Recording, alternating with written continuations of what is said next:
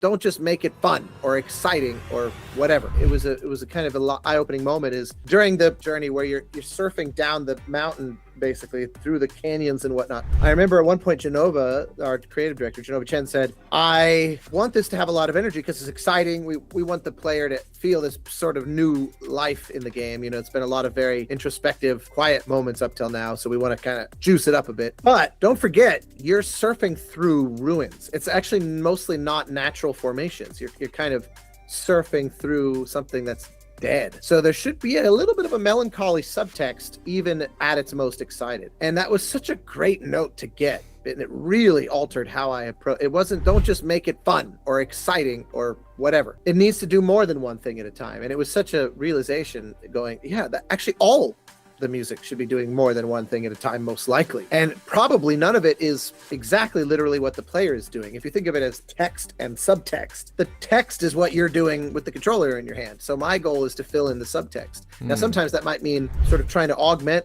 the sensations that the gameplay will give you. You know, if it's energetic gameplay, we might want to make it 10% more energetic by adding music to it.